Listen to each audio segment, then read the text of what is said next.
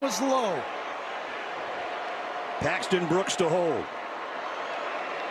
Chase McGrath for the win for the Volunteers. From 40. On the way, a knuckleball. He got it!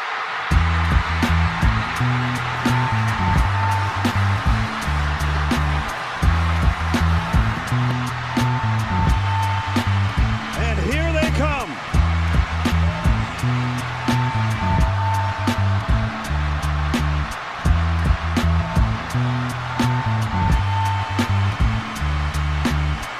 Yeah,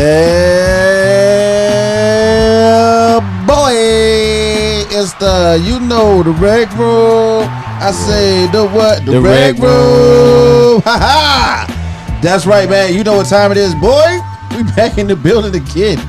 Thursday, October 20th, episode 20. When we get to 21, we're going to take some shots on camera.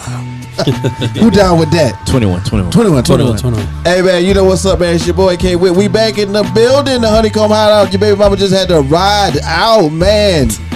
I'm telling you, we are excited. We got it going on today. It's another episode of the Rec Room Sports Podcast, man. And I mean, it's been so much going on that we had to take a day off just to get the information together. Just to get it tight for you, our loving fans. So don't forget to like, share, and subscribe. Let your people know we back on the air right now. It's an off day, but it's a day we're gonna do the work, man. So you know what time it is, man. Rec Room Podcast. The home team is in the building, man. Might as well make sure you know who's here. So let's go ahead with the roundup. You know what I'm talking about? We got my man T Sweat, also known as T Sweat, but better known as T Sweat. But please call him T Sweat. T Sweat. We got my man Jay on the MIC. Jay, what it do though? What's up? All right. What's going on, people? There we go. And we got my man Joey, a.k.a. Coach Joe, a.k.a. Macomilly, a.k.a. Mac on your main lady. What's happening? I like that last one.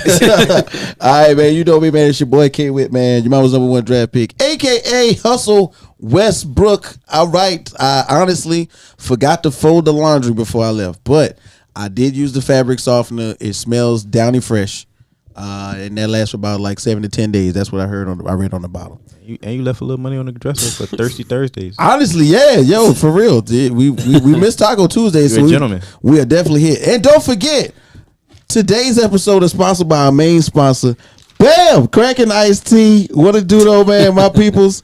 Shout out to all my folks out there at Cracking Iced Tea, man. Hey, if you are in the Orangeburg or Columbia area, it is definitely in stores near you right now in the Berg. It's definitely in both of the Piggly Wigglies. So we out here, you know what I'm saying? Shout out to my people with Cracking Iced Tea. Shout out to my people with Harlem American. What's good? And don't forget, if you get a Cracking Iced Tea, tag Cracking Iced Tea on the Instagram, man. They will share your pictures. They're gonna share your information. They're gonna show you some love. So definitely check that out. T Sweat, man. I think we got like so much to cover. We might as well jump right into it. Jay, what it do though? I think this is your time to shine. We got some headlines. Yeah, we got some headlines. I think I can manage sitting around. Matter of fact, now. All right. So college football news. We have Byron Perkins, defensive back at Hampton University, come out as gay. Wow. He'd be what they possibly consider the first ever HBCU. Turn his phone.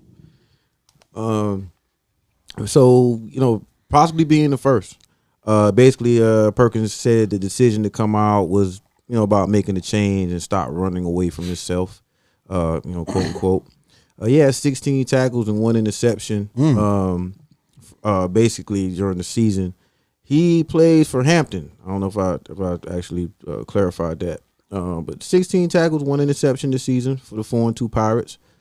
Basically with support from his teammates and coaching staff, the redshirt freshman wants to bring awareness for people, just to be who they are. It's simply that. Yeah. And that was just brought to you by USA Today report by Scooby Axon. We have also American Grandmaster. This is a bit petty. Not petty, but man, it's just chess, bro. American Grandmaster Hans Niemann filed a lawsuit this morning, against 5-time world champion Magnus Carlsen, an online platform, chess.com. What? So basically, the lawsuit was filed in the U.S. District Court in Missouri. It comes a little more than 6 weeks after Neiman's surprising defeat of Carlson at the Sinquefield, if I'm saying it correct, Cup in St. Louis, which basically prompted Carlson to abruptly withdraw from the event without explanation. At that point, basically, Carlson was formally accused Neiman of cheating in a statement 3 weeks later. So we got a whole bunch of, man. We got he's seeking $100 million in damages. Whoa! In addition to claims for slander and libel. Basically, Neiman's lawsuit accuses that defendants, basically unlawfully colluding to blacklist him. There's been like reports of him cheating when he was younger. Wow. A few times. He admitted to cheating a couple times. So it's kind of dude tough. is 19. Like, it's not like we used to do it. Like he was younger. He was 12 and 16. I'm like, that's really basically like a handful of years ago. Yeah, he's been cheating for a long time. A long time. So it's like they're like, it was like he's 40. He was like at 15. He cheated once. Right. Nah, he been cheating recently. All right. So man, on a sad note, the entire NBA family mourns the loss of NBA veteran, basically referee Tony Brown, who officiated more than 1,000 games in a 20-year career. R.I.P. Tony Brown. Died the day of pancreatic cancer. Brown officiated over 1,100 regular season games, actually 1,110 to be exact, 35 playoff games, including one finals game in 2020. He also officiated the 2018 All-Star game in Los Angeles. And also you gotta have the cracking. You about to get it? Nah, he's getting it cracking. You about to get it cracking? He's getting it cracking, man. There's nothing wrong with that, man. Hey, this ain't no false advertisement. We actually about to drink it. Why when I'm talking crack? By the end of the day, these is not going to be on the table. I promise. It was saying cracking. All right, so Brown, didn't mean to interrupt with that, but basically Brown was diagnosed with pancreatic cancer in April 21. Missed the rest of the 2021 season and also last season, and he underwent chemotherapy last season and basically worked the same nights in the NBA. He was like replay center. Since he came back, they allowed him to do the replay center so he can kind of rest a bit. But he was 55, man. And, that's relatively young. Yes, exactly. I didn't know he was that young. Yeah, he was 55. But he's been battling for a long time. I don't know if y'all remember, but they, every time he left, they were like, we wishing him well. They always send him good prayers and stuff like that. Like, shouting him out on a lot of the games and stuff like that, All-Star games, stuff like that. Mm-hmm. So we have in high school football, man. I think she needs some props here. We got Bella Rasmussen, right? An 18-year-old running back on the Laguna Beach, basically high school varsity football team. That's right. Basically, became the first girl to score 2 touchdowns in the game. Hit that sound effect, Sweat. She needs some love. He's on that cracking. Rasmussen completed the feat. Basically, they beat him 48-0. Right. Damn. So it's like she wasn't doing garbage time. She was really in the game. I saw on some stuff. She was really playing. Still though, man, that's big. Being a team that has 0. Dang, bro, I got it. I mean, hey, nothing worked. Shout out to Laguna Beach, man. Yo, but this season, basically, she has 23 yards, 2 touchdowns on 10 carries. Okay. Hey, what? That's efficient. She got that's efficient. You know what I'm saying? She might be toting that rock. Just get them first 2 or 3 yards, yo. Right. She goal line with it. Right. Exactly. On some goal line right now. Red zone. We putting her in like. Boom. So and then I'm on this last one. University of Wisconsin women's volleyball team. Bit interesting here. Basically, athletic department, and they're seeking some answers about private photos and video of players that was shared on the internet. Oh no. A statement released by the athletic department didn't offer details about the photos or the video, but some say that there was a person, basically one of the images in question, when they won the Big Ten title last November. Right. Again, it's a University of Wisconsin volleyball team. Right. They all were, some teammates were posing with their sports bras lifted. Whoa. So the pictures surfaced, and needless to say, according to Wisconsin, the pictures and video were not intended to be made public, I would think. Yeah, of course not, right? I would think so. So we got to protecting the brand. That's all. Protecting the brand. There's nothing wrong with that. Now that report was gave by Mark Stewart, Milwaukee Journal Sentinel. That's pretty much it for headlines. Wow, man. Okay, so really, that's kind of deep with that Wisconsin stuff right there. I want to hopefully we can get some more information about that. Big shout out to Laguna Beach too, man, with the first that's dope, man. Yeah, first female playing varsity. We also have a girl. Can't remember exactly where she is, but I think she was the first quarterback to throw a touchdown. Also this season. Hey man, you Man, know, and everything. That's a lot of things. Times are changing. You know what I'm saying? Women are getting way more respect, not only in the sports world, but even in the business world. Shout out to I want to look it up before the show's over with. The young lady who's the VP of Players Association in Vegas. Yeah, it's Vegas. Yeah, it's Vegas. We're gonna look that up too. So we gonna give right. Yeah, she's exactly. We're gonna give her some love. Now, you know what I'm saying? Every once in a while here on the rec room, right? You know what I'm saying? Sometimes we do it big, sometimes we do it small, but today we gonna do it really, really big. All right. We got a guest on the line. We're gonna bring him in. You know what I'm saying? It's a partner of mine. We're gonna go ahead and lock it in. Hey, big dog, you there? Are you there? I'm here, brother. That's what I'm talking about. Hey, man, this is what we got, man. We got my partner, man, a friend of mine. I can actually say, man, I've known him for a long time. Real cool brother.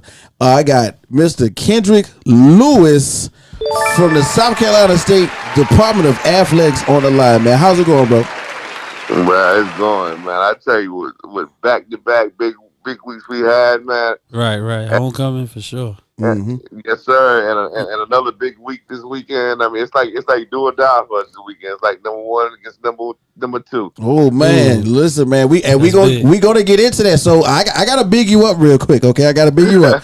So okay, if you don't know, Mr. Kendrick Lewis is the director of athletic media relations and marketing at South Carolina State University. Big shouts out to South Carolina State. We just had homecoming. It's just a title. It's just a title. He wear more you wear way more hats than just that one. I know that, dog. I know that. Oh yeah. So for what we understand, he's been at the university for 17 years with this position. You graduated in 2003. You started as a sports information assistant, student worker, graduate student worker under our good friend and Hall of Famer, Mr. Bill Hamilton.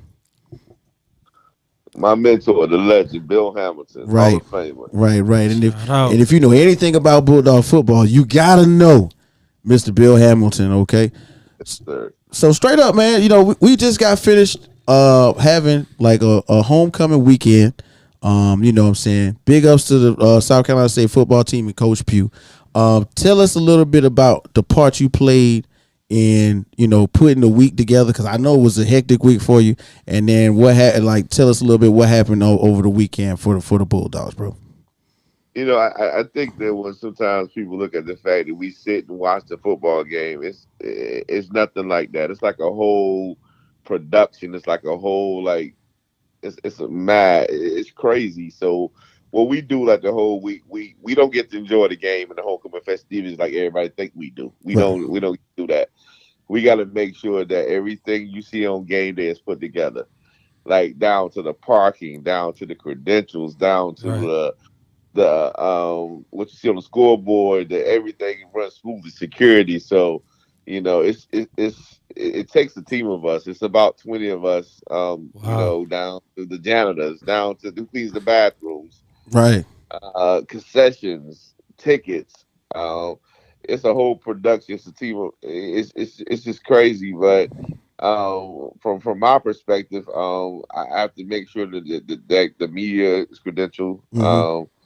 Make sure that what you see at home, because we on ESPN Plus every game. Okay. Shout out to so the yeah, we gotta make sure it's like a plus production. Like, you know, the replay is good. Like you know, so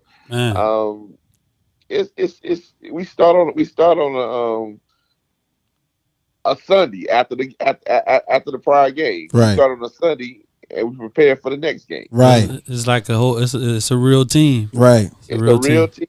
It's a real team. Ain't no breaks in that thing. So yeah. So when I tell you, I don't know what 40 hours a 40-hour work week is, I don't know what that is. Oh, wow. Plus hours. So, Man. but I don't complain because at the end of the day, I do what I love.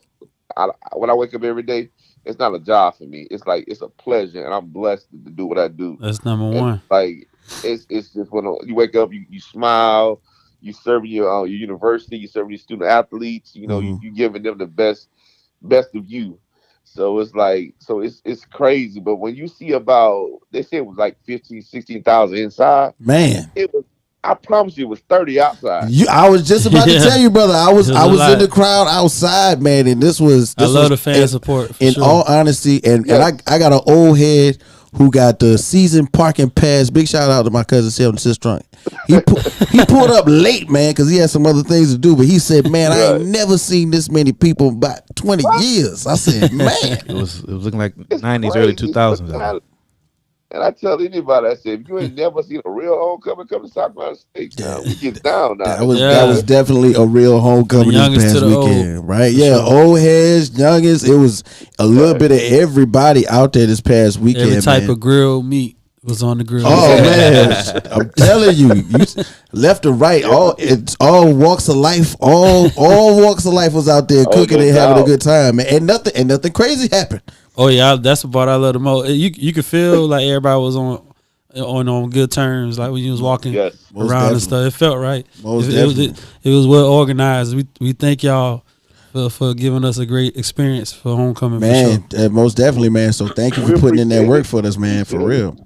Now, getting into the meat of things, you know, like with what you got going on as far as your everyday job, right?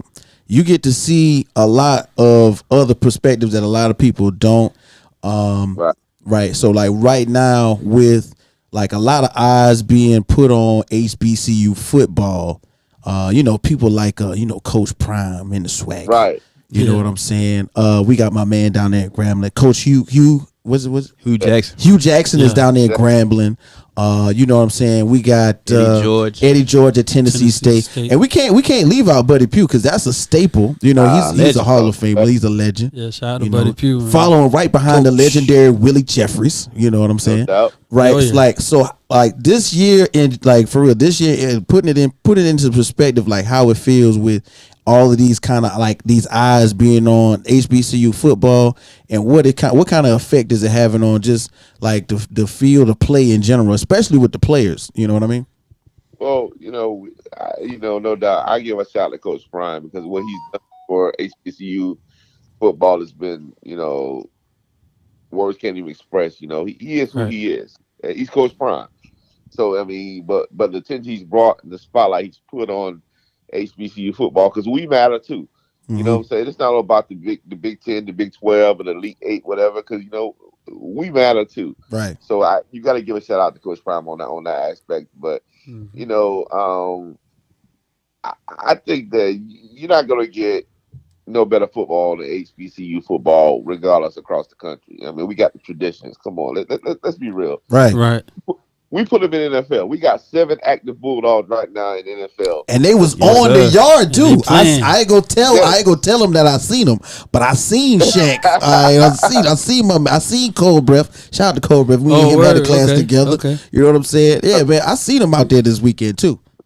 So when you talk about putting guys in the league, you can go anywhere to put them in the league. But the one thing about us is we trying to keep our own at home. Right. And I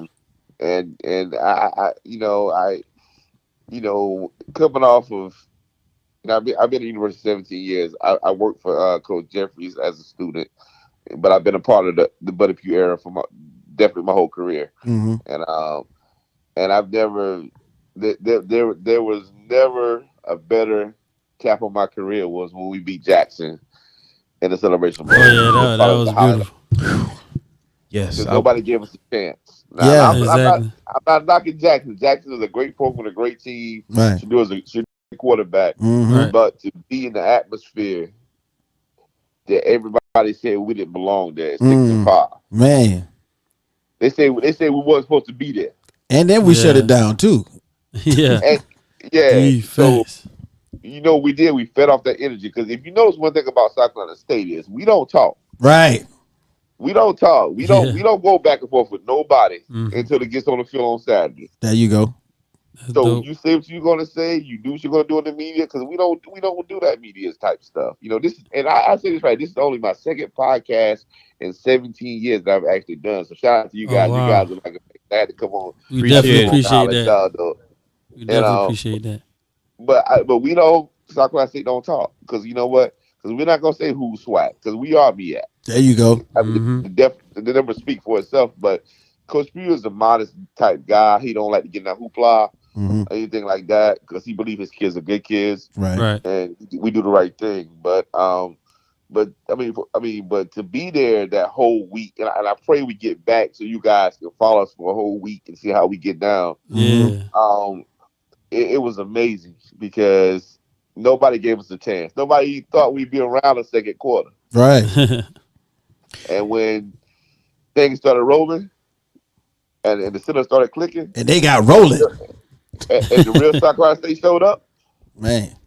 they knew what time it was. They definitely do. So, so we don't have nothing to prove to nobody. Even if we don't make it back this year, and we make it back, and the result don't, it don't turn in our favor. We've already shocked the world. Right. Yeah, it was good timing. Good timing. Right. We've already shocked the world. So and then the one thing about it is like, who don't want to play for us? Exactly. And listen, and I feel you on that. A lot of people got to realize, South Carolina State, just like you said, 7 players in the league from a HBCU right now, and we still South Carolina State, man.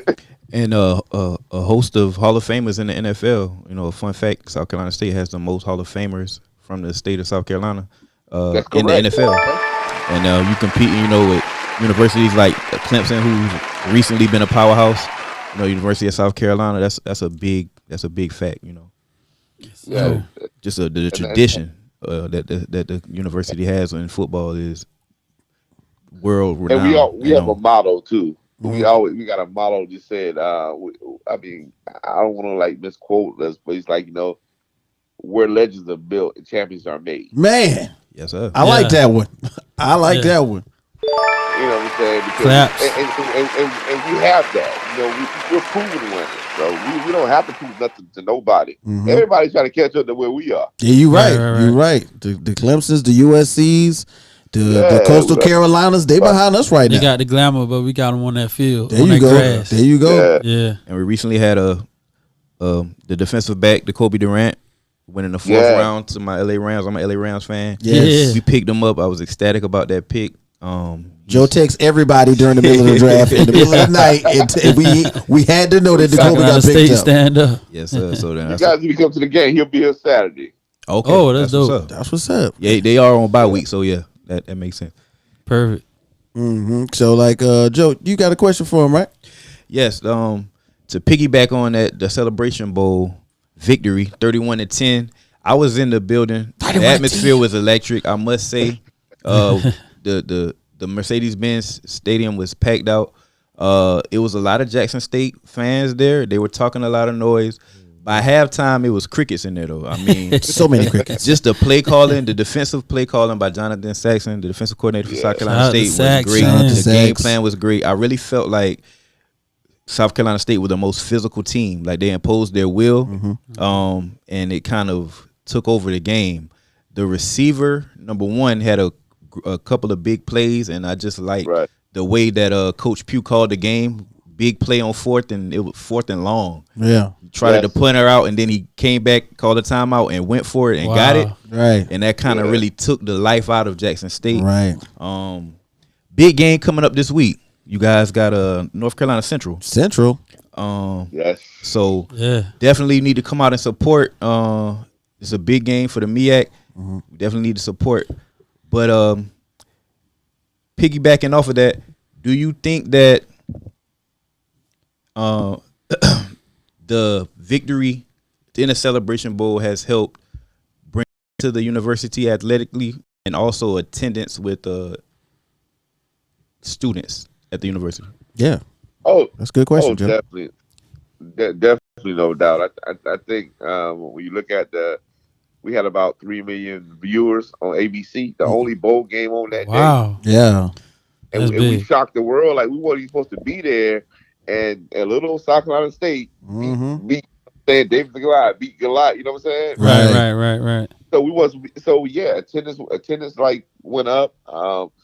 And I think that people understand stuff. Like, we're both winners because we're both in the Celebration Bowl. So there's no winner or no loser. You know what I'm saying? At the end of the day, we both gonna get a nice check. That's right. Yeah. But at the end of the day, South Carolina State ended up being victorious. So yeah, I mean, we had the largest freshman class in school history. I think I was just about to mention that. Yeah, I heard that, man. That's what's up. So people started taking notice to where South Carolina State, who is South Carolina State? Okay, there's South Carolina State now. So yeah, I think definitely that win put us, to a level to where we were able to attract, my AD like texting me right now. Always working. Still working. She texts me whatever. So yeah, I think it put us to a point to where we can recruit better. People want to come play for us because I'll be honest with you, we got kids that's beating down the door just want to walk over just to play for Coach Pugh. Right. Wow. I mean, kids that can get scholarships somewhere else. So definitely, hats off to Jonathan Saxon, one of the brightest minds in the country as far as I think the coach is defensive coordinator. He's gonna be a head coach one day. OW Bruin alumni. OW legend. Yeah. Yes, he's one of the brightest minds out there as far as when it comes to defense. And that's my guy. Yeah. Right. And I pray we can keep him.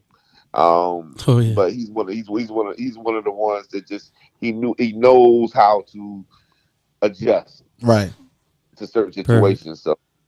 So when that Celebration Bowl is one of the biggest things for South Carolina State, just overall as a university, and then they have a president like President Collins that supports you, that puts that love in athletics. It's amazing. And Conyers is in the streets too. He's out and about. Yeah. I like that. He is. He's very visible. Right. He's very, he's there. Like he loves the fact that he's gonna support whatever we do. So I'm definitely, my AD keeps texting me. Hey, you working. So we this is what we're gonna do. We gonna get through like maybe one or two more questions, and we're gonna let you go because I know you gotta get back to work, bro. Yeah. All right. So like in terms of like, we piggybacking off a lot of things right now. Coach Joey talking about, saying a little bit about Coach Prime and Jackson State. So I know you seen the interaction with Coach Prime and my man from Albany State at their homecoming, right? Okay. So ask me that question. No, I'm not gonna ask you that one. But in my mind, like, okay, well, in your mind, if Coach Pugh had a rival coach in the MEAC, who would it be? You know what? That's a crazy question because you know why? Coach Pugh is friends with everybody. I was about to say he probably love everybody. they respect him so much that way he doesn't have any enemies. Right. That's good. They all bow down to him. Right. He the OG. I can't think of a coach that he would be like, he doesn't talk to on a regular basis because he's good friends with Larry Scott at Howard. He's good friends with Oldham down at Norfolk State. He's good friends. He's still good friends with my man Sam Washington down at the A&T, and that's what I think is rivalry. Yeah, right. So, I can't think of a coach, even during the Jackson State game in the Celebration Bowl, him and Prime didn't talk that much. Right. But they were still cordial with each other. You know what I'm saying? So Coach Pugh is not a guy that he has a rivalry with. He just it's a game. You know what I'm saying? So so I don't know who he would just want to beat so bad. You know what I'm saying? He want to beat everybody. Yeah. See, that's why I like you, brother. You got your job. You out here being politically correct on the podcast. You ain't about to mess nothing up. That's right. Coach Pugh is the OG. Nobody. He like everybody. Long as you show respect. Right, long as you show respect, man.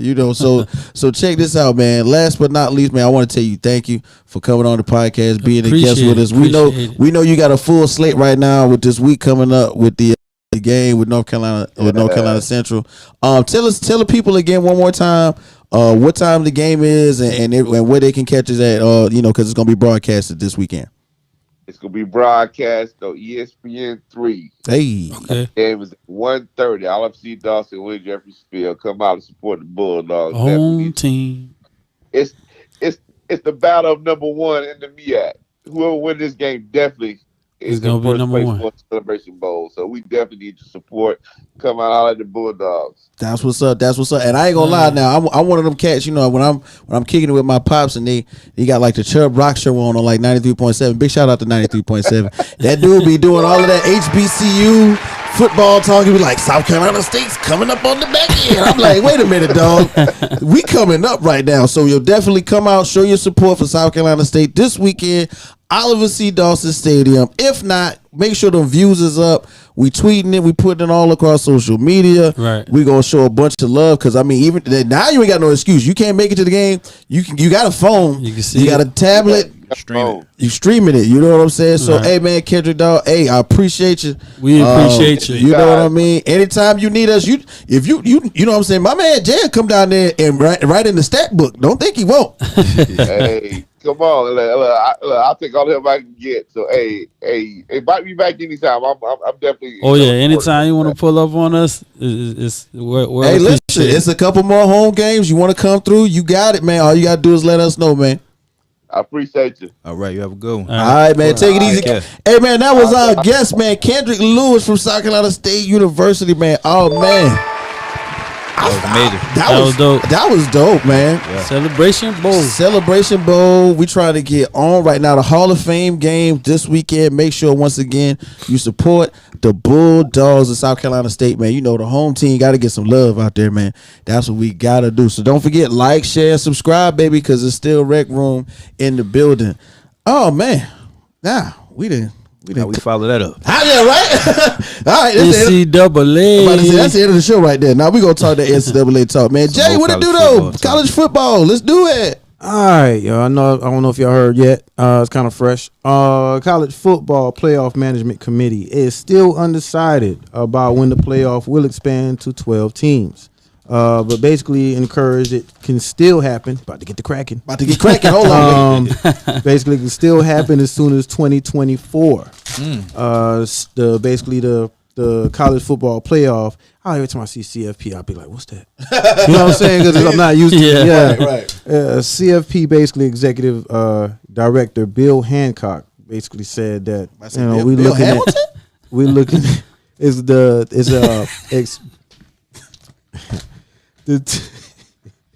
all right, Leo. All right, We got South Carolina State on the brain now. All right, so okay, the 2025 season is when it's set to expire. All right, so there are no solid deadlines, and the window basically is shrinking to get that done. You all right there, bro? Yo, you know what's crazy? I just applied some cocoa butter to my hand, so I can't put the straw. So I'm like, yo, I can't put the straw. Yo, man, like don't think I'm slow, y'all. I just put cocoa butter on real quick, and now I can't. And he put tells us twice. Right, I can't do it. Like I'm trying to. Hey, all right, here, Joe, you do it. Like put. I ain't want to put my hands on your straw like that. Come on, G. Exactly. Yeah, come Hey, on. I'm gonna try to. This is what I'm gonna try to do, everybody out there. All right. Looking crazy. Yeah. Also- we look crazy now. We That can't Kraken get it. is properly secured in a nice thick bag. There we go. But there we go. There though. we go. Appreciate it. Coach That's what Joey homies to the do. rescue, baby. That's what homies do. Thank you, Coach Joe. Ain't no problem, man. All for the team. Get it cracking, man. Y'all ready? All for the team. Yeah, that's how good the tea is. I had to get my homeboy to put We the straw gotta in. take cracking breaks. We gotta take cracking breaks. Right, we That's gotta- how good it is. We gotta take cracking breaks. Dead serious. All right, a lawsuit alleging NCAA failed to protect a former USC football player, basically from repeated concussions, and is nearing trial in a Los Angeles court with a jury seated Thursday, which is today. What time is it? Okay, today. In what could basically be a landmark case. The suit filed by Matthew G's widow says that the former USC linebacker died in 2018 from permanent brain damage caused by countless blows to the head he took while playing for the 1990 Rose Bowl winning team. Wow. Which had a roster that also included the future NFL star Junior Seau. Basically, of the hundreds of wrongful death and personal injury lawsuits ever brought by college football players against the NCAA in the past decade, G's is the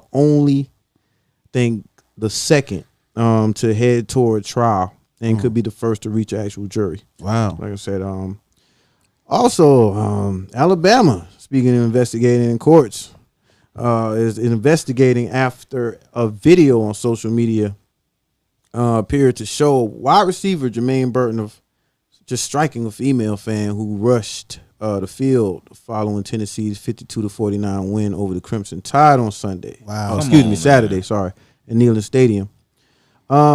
Nick Saban basically said he's aware of the situation, that Jermaine Burton, what he did, exiting the field. Right.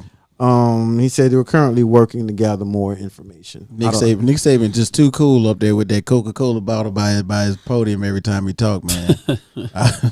I just feel like he go in the back and just blow up on them boys, man. Seriously. Oh, he was hot after that L. That's all I got, man, for the headlines, man. But we have a lot going on as far as like we talk about the structure with the college football playoff, which I said 3 years ago, right? Probably four, that it should be 12 teams. Mm-hmm. And I got so much people coming at me from Oklahoma because I actually sent that to people in Oklahoma, Michigan, LA, Southern California, Alabama, not in Florida, other than Miami. You know what I'm saying? Miami fans, everywhere else. Jay gets around. Nobody. Yeah. But there's a lot of people like 12. What in the world? I'm like, look. Seriously, 12 teams, money. The only problem is keeping them undecided is the fact that you're talking about the TV deals that's been set. You got the channels, you got the network, all these networks, and now you compete with the NFL, right? And, now we're talking about NIL deals. We're talking about kids just taking. I'm not playing in the bowl game. Mm-hmm. There's so many other variables that just have them undecided. Like they don't know where to start. They really don't know where to start. But I'm looking forward to it, man. 12. It's been long overdue that it needs to expand from 4. 4 is not enough. It's always a team on the outside looking in that's deserving to be in. Right. I feel like with the NC in the college basketball realm, you have a 64 team with 68 team. Right. National championship, and then you always get upsets with underdogs that make a Cinderella run. Yeah, same thing can happen in football, man. We've seen upsets this year. Appalachian State, right, knocking off Notre Dame. Miami going down to Middle Tennessee State. Like, come on. So don't tell me that a team that puts together an 11-12 win season that may not be in a Power 5 conference can knock off a Power 5 team. And just think about Boise State knocking off Oklahoma with Adrian Peterson back in the day. Just anything can happen, man. So 12 teams, and we'll see who's the real best college football team in the nation. Right. Well earned. And just think about without a shadow of a doubt, Just you have 3 teams out the SEC, couple teams out the Big Ten, right? Every Power 5 conference represented. Maybe another ACC representative besides Clemson in there, and then get throw the wild FBS cards in there, or something like that. I mean, the way Jackson State is playing, you know what I'm saying? It'll be fun to see them. Long as they ain't playing against South Carolina State, because Jackson State look good against everybody but us. Okay, and then keeping it in the realm of college football, it was some big games this past weekend and the weekend prior. We're gonna cover because I don't think we got a chance to speak on them real quick. One of the big ones that happen every year, that if you in that area, if you on the border of Texas or Oklahoma, we know the Red River Shootout is like a highlight of just about every college football not networks, but every real college football watcher. Like you think in Texas, Oklahoma is gonna be a slobber knocker. Yeah, y'all know Jim that word, Ross. Jim Ross. Okay, shout out to that wrestling we was talking about last week. But you know what I mean. But this year, it's a little lopsided. 49-0. Texas won and dragged Oklahoma. So big shout out to the Mullet King. Y'all know the Mullet King. Who that is? Quinn Ewers, the quarterback of Texas. Man, he went 21 to 31. 289 yards, 4 touchdowns, and 1 interception. We got possibly the number 1 running back in the nation and Heisman candidate Bijan Robinson, 22 carries, 130 yards, and 3 touchdowns. We got my man Jordan Whittington out here with 5 receptions for 97 yards. And then we got to give my man Steve Sarkisian, who was from the coaching tree of Alabama once again, Yeah. For possibly turning the Texas football program back around into a powerhouse, and is actually leading candidate for coach of the year. You know what I'm saying? Yeah, he deserved that. So that was a big game. So big shouts out to, you know what I'm saying, the win for Texas. Oklahoma's got another tough game. Well, you know, they actually lost to TCU the week before 30, but you know, so somehow, some way, we got to see what happens if Oklahoma's missing Riley. Yeah, they missing him, man. They missing. Yeah, Venables, man, the defensive coordinator from Clemson. He having a rough year. Yeah, he's having. But I'm gonna give him a tough pass. You know what I'm saying? It's a lot of coaches who go take over a program, especially with the transfer portal being in place now. Yeah. Oklahoma had a lot of top talent transfer out and follow Lincoln Riley to USC, right? to And Trojans. So that's tough. Give Venables a whole year to recruit, get his type of players in, Yeah. and then we'll be a judge of that. You know what I'm saying? So we're gonna give it a little time. Right. But this definitely was one of the more lopsided Red River shootouts. Yes, sir. And being that it's the last couple of years that they're going to be in that conference before they join the SEC, it's just there's a lot of more meaning on these last 2 or 3 that they're going to actually play. You want to win these. You know what I'm saying? You want to have that in the history books that, hey, you know, the last time we played y'all before we joined this conference, we won the last couple of times. So right. Definitely Venables, they looking at you a little funny now. Right, yeah. They ain't score at all. We gave you a lot of money.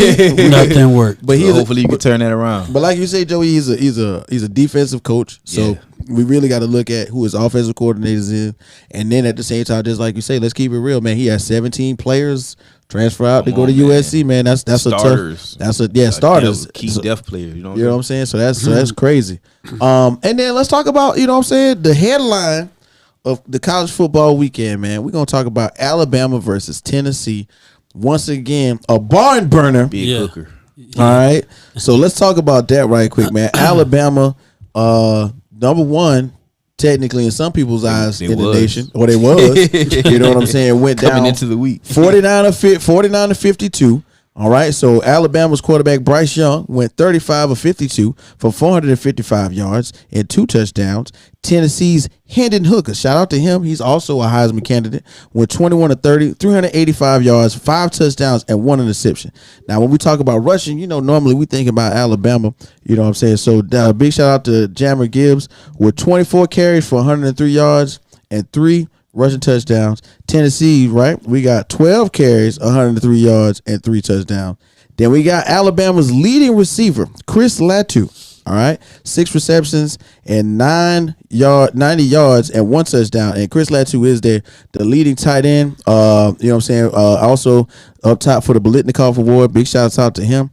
And we got Tennessee's Jalen Hyatt, 6 receptions, 207 yards, 5 touchdowns. Monster game. And the dopest picture. With Peyton. The dopest picture in college football this far, man. With the cigars. With Peyton Manning. Listen, man, I don't care what you do. If you anywhere near a Manning and you take a picture, it's a wrap. That's going on the walls. That's propelling you. Right. But his draft stock went way up after that performance, boy. 5 touchdowns. And shout out to the young man out of Irmo, South Carolina. You know, went to Dutch Fork, which is a high school football powerhouse. If you know anything about high school sports, especially in the South Carolina area, they're a powerhouse, nationally ranked team. You know, won 4 or 5 state championships in a row. So yeah, that guy had the game of his life. For real, on the biggest stage against the biggest program. He could put it down right now and just get ready for the draft. Honestly, he a junior. I think he's going to declare early. Looking like he going to definitely be a first round or second round. Good timing. I mean, and this win, you know, or this win and this loss propelled both teams somewhat in opposite directions, because now Tennessee is AP poll number 2, and Alabama went out of the top 5 to number 6. That was big, and that's crazy. So we got to see what goes on coming up, because Alabama's got another tough matchup against Mississippi State. Mississippi ain't no slouches. You know what I'm saying? They spent money on their NIL too. You know what I'm saying? Yeah. And then coming up, Tennessee got kind of a walk. You know what I'm saying? They got Georgia. University of Tennessee Martin coming up this weekend. They got Georgia in a couple of weeks. Yeah, they got Georgia in like 2 weeks. Game too. If they knock off Georgia, they number 1 team in the nation. Yeah. So that's gonna be a statement game. You know, that's one that we're gonna be watching eyes on. And actually, this for the first time, the SEC who's going to play in the SEC championship is actually a mystery right now. Yes, it's actually interesting for the first time in like a long time. Yes, you know it's not just a lock for Alabama right now. Not Alabama versus Georgia for sure. Right.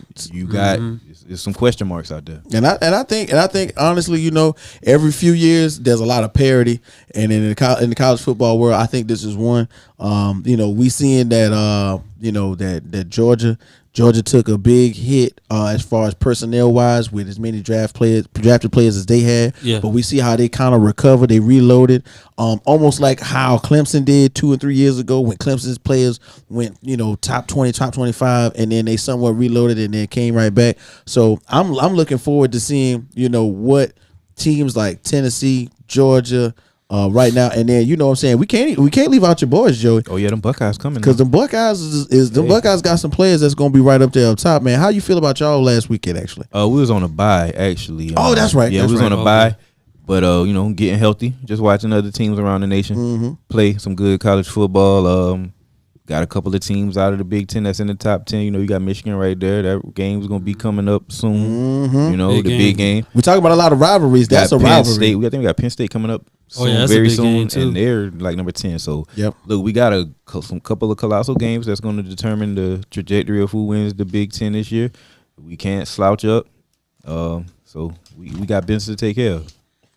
It's cracking in Columbus. LSU trash. I don't want to talk about that. Hey man, so now we gonna do our thing right here with the this year only. This year only. This year only. I'm gonna shake your hand on that, man. This year only, man. So how we do for that, bro. We gonna stop. Who your college team? Who your college football team? I actually am not a college. If I had a college football team, it'd be Texas for real. Okay. Because I was really down with. Perfect time to get back on the wagon. Yeah, for real though. Heating up, boy. Sizzling up there. Really, we coming back in, so I might just have to go ahead and get. And we gonna in. Start doing like it be on TNT. Put Whit on the wagon. I'm gonna get me a 10-gallon hat, man. That's how I'm gonna do it. You know what I'm talking about? Shout out to all the cowboys and cowgirls out there, real cowgirls and cowboys who got 10-gallon hats. Because I'm gonna get me one. So we gonna keep it moving, man. Baseball is popping off right now. October. On your side. Sad couple of days in Atlanta. Yeah. Oh dang, I forgot. Yeah. Okay. Running back, but. So finally, after chop another dang on year. Right. So finally, after like a year's worth of discovering baseball for everybody and kind of put it into perspective, the championship series have been decided. Okay, so we got the Yankees and the Houston Astros. Okay, of course the Astros. Right, and your boy always around. Right, Jose Altuve, man. I told y'all Altuve be killing even them with the controversy they was going through. They still here. Around in the end, right? And then surprisingly, boys play baseball down and then on the other side with the NLCS, we got two teams. I don't think anybody necessarily thought was going to be in the NLCS. We got the San Diego Padres and the Philadelphia Phillies. Nobody expected that. I don't think anybody saw that coming. You did have a little point about the pitching. The pitching, yes. Thank you. We saw this coming. I talked about the pitching for the pitching staff for the Padres. Now I did, but that was the whole purpose of the uphill battle when we had the Cardinals, the Padres, and we had the Braves.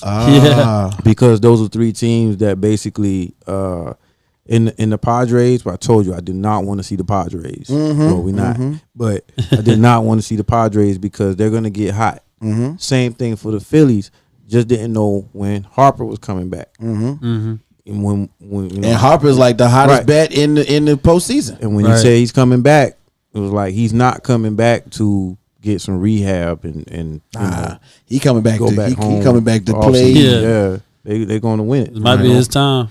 He's coming back to win it. So well overdue. Screw baseball. I'm sorry, man. It's kind of sad. Our crew are pretty much Braves fans. We do have a Yankee fan, though. So how do you feel about the Yankees? Well, I'm gonna tell you what's up right now. All right, next segment. I'm gonna tell you what's going on. So, like, I actually sat through and watched. I try to do a little different because I tried to not watch basketball. I tried really hard to not watch basketball because there was a lot going on, and we're gonna talk about the other sport that just is coming back. We're gonna get down to the back end. But anyway, So when I was watching the game, you know what I'm saying, I was noticing that the Yankees, of course, that lineup is huge. You know, we got some big bats out there. We got like Golden Glove out there in center field. It's really crazy to see. It's really crazy to like start knowing who the players are and knowing tendencies and then seeing them do it out there on the field. But one of the things that you always know about the Houston Astros and Dusty Baker, shout out to Dusty Baker. He's on his way to Cooperstown. Whenever Dusty Baker finishes managing, that's what I'm pulling for. Line Dusty Baker up to go to the Baseball Hall of Fame right now, please. Right. I'm definitely pulling for him to win the World Series. So during the game, they kept saying the Houston bats are swinging. They're swinging away. First pitch comes, Jose Altuve swinging. Everybody first 1, 2, 3, 4. They going down based on swinging and missing. But by the time the Yankees switched up pitchers, oh man, they warmed up. Because they've been swinging at everything. Yeah. they was swinging at everything. So, I mean, shoot. So when the pitch actually does come, that's a good pitch that you can actually hit. Boom. We knocked it out of the park. Now they done went and ran 4 runs up. You know what I'm saying? Yankees only had one. And on the back end, I think on the end of the bottom of the 6th, we finally got one more run. But pretty much by that time, it's too late. The Houston Astros won 4-2, and you got to keep it real. One of the things that we did talk about, and I'm going to mention it again, is pitching. The pitching matchup was huge. We had Clark Schmidt out there for the Yankees. He started, but then we got the Hall of Famer. Once again, another future Hall of Famer. Starting off at the top of your lineup, we got Justin Verlander. I don't know if y'all know anything about Justin Verlander, but Justin Verlander got some nice, nasty stuff. Okay, nice and nasty. Okay, so we got Justin Verlander, 3 hits. 1 run, 1 error, 1 home run, 1.50 ERA, 11 Ks through 6 innings. You know how many people you're striking out? 6 innings, man.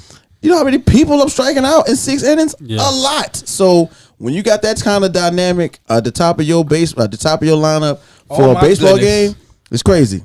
Breaking news. I know we're talking about baseball, but Christian McCaffrey just got traded to the 49ers, and I'm really upset. Oh, wow. Hey, we're going to stop right there. Wow. We're going to NFL. Man. Wow. We're going to NFL. Wow. For who? Man, for what? We're going to NFL. A bag of peanuts? God, I know Trey going crazy. Yo. Trey, call in right now. Trey, call in. Big body, call in right now. Big body, call in. Call Sweat's phone. We don't need. Wait a minute, dog. This dude calling in anyway, man. Oh man, I know he gonna call in. He about to. Really, he probably. Wait, he's celebrating right now. Trey doing backflips right now. Honestly, he's first place, right? Yeah. Oh. Hey, but I got Christian McCaffrey on my team, and y'all going. Yo. Oh, run him about 100 times. Dang. Oh, you calling? That is crazy. Wow, you calling this guy? He calling.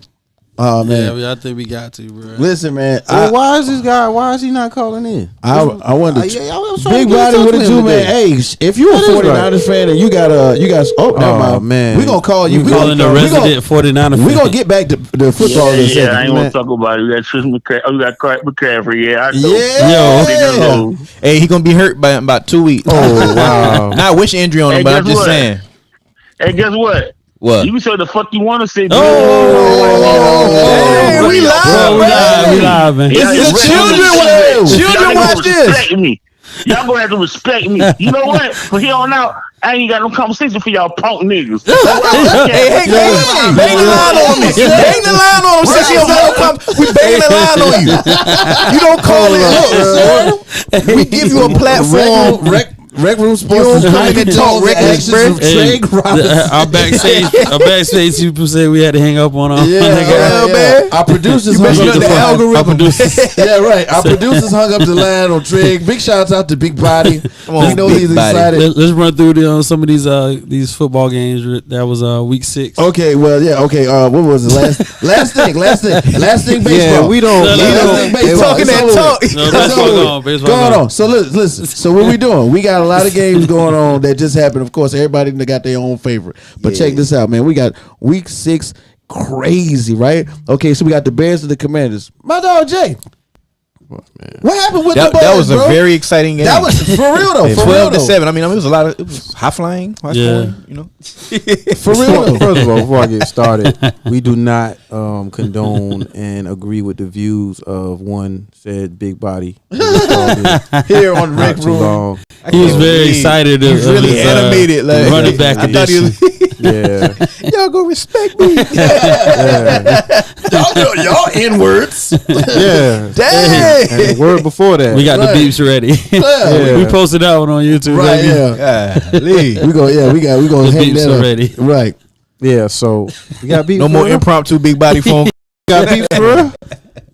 Beefs for real? Yeah, we gonna hit it about we gonna implement the dude beeps. tripping. Well, who cares about him and his little first place and all that good stuff? Fire sale. But yeah, wow. It was terrible, man. I mean, as far as Carson Wentz goes, I'm not saying I want him to get hurt. Like like something close to basically what Joe was saying, man. I was just kind of waiting this out, man, to see like how he can hold up. As far as Carson Wentz is concerned, the offense, man, I really feel.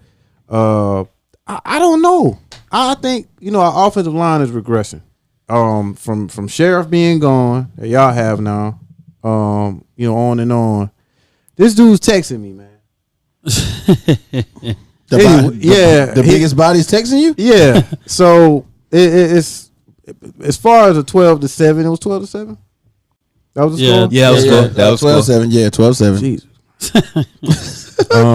I didn't watch the game, y'all. I ain't gonna lie, man. I couldn't. You couldn't watch it. I couldn't watch it, man. First of all, somebody in DC needs to swing through a window and kidnap our owner. Not kidnap, abduct him. Abduct him, so he can't make decisions no more. Yeah, abduct him, man. Get him off. Man, he has to sell the team. I'm really honestly. I don't even know what to say about this game, bro. Like it was 12-7. All right, then talk about. I hate my owner. Talk about. I don't want to say nothing. Talk about the owner and how he punking everybody out right now. Well, he's trying to. Honestly, he ain't punking out Jim Irsay out there in Indianapolis. No, Jim Irsay like he was. Jim said, Jim Irsay is everybody the one already know how I get down. I'm out. My already out. Right. My stuff is already out. Right. I don't care. But the way he was talking, me and Trevor was watching it, and it was like he still was like. He still got some beef. Gasping for air as he talked like, man, I hope, the Snyder boy. I hope he doesn't have, and just when one has all of this, they saying he's getting ammo, he's basically getting dirt on everybody. Jerry talking slow. I'm pretty sure he done call fellas out to a couple card games or a couple owners out. Hey man, come join me on the golf course. Come join me here. Come join me there. Come in my suite. He like that. He like that friend with a really nice house, but you don't want to hang with him right now. I really think he has a lot more than what they're leading on from the NFL. I really think he got some real dirt probably. We don't need them problems, man. Man, but moving on, we don't spend too much time on that worm. All right, well, let's talk about quick. Oh, go ahead. How you feel about Tyler Heineke? Quarterbacking now. Now that Carson Wentz gonna be that took y'all to the playoffs. Yeah, Tyler Heineke could. Forgot about that part. It could change, And almost beat the Bucks. Almost beat the Bucks that game. Keeping it real. I've been waiting. Like I said, I've been kind of waiting for things to take its course. And you asked me about my team. Of course, I love my team. Of course, Carson Wentz is my quarterback. But in my mind, I'm like, okay, week 6, week 7, he might be hurt by it. You know what I'm saying? He might land on his shoulder. Yeah, he might need a little scope. You never know. But Heineken being the quarterback, did I say Heineke or Heineken? I think you said Heineken just now, bro. Dang. It feel like Heineken. Tyler Heineken. That's kind of cool. Last night. Sorry. So, him being the quarterback, I want to say Heineke. Heineke's being the quarterback. He has no excuses now. Now he kind of has a bit more of a stable offense. Dual 3, 4 running backs he can depend on. Several, man. For like 3 different things. The line is still, we'll see. Yeah. Heineke, that was the only thing. He didn't have enough weapons. Right. And now he got him. Now he got him. The receivers are there. And y'all season can actually turn around once Chase come in. Yeah. You know what I'm saying? I don't know what the information is on that. They say he had a setback, but it probably was, anything. One of those things, they put that type of information out there to say, man, look, you need to sit one more week. Don't come back this week. Come back another week.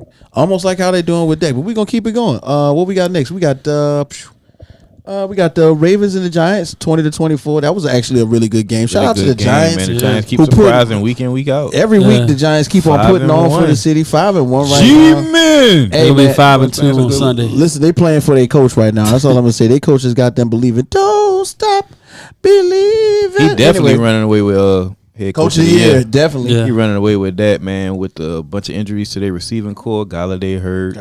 Tony hurt. Mm-hmm. Saquon kind of limping every Shepard other. Got hurt. Y'all saw Saquon with like he had like a stinger, and then he came back with a sleeve. And then played like So they battled through injuries. Defense playing a little bit better, and Saquon is really.